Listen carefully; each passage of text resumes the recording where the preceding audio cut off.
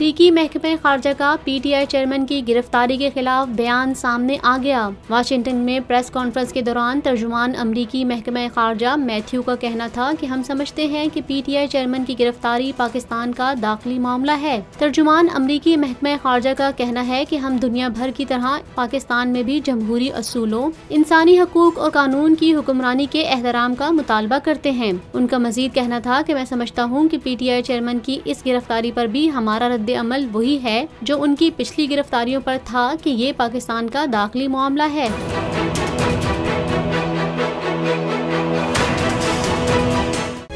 तारीख का अमीर,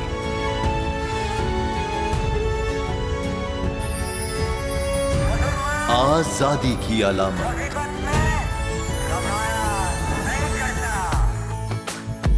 हुस्न का आईनादार, फिक्र व नजरिए की अक्कास, सरफराजी का गवाह, यानी हम सबका निगहबान पाकिस्तान।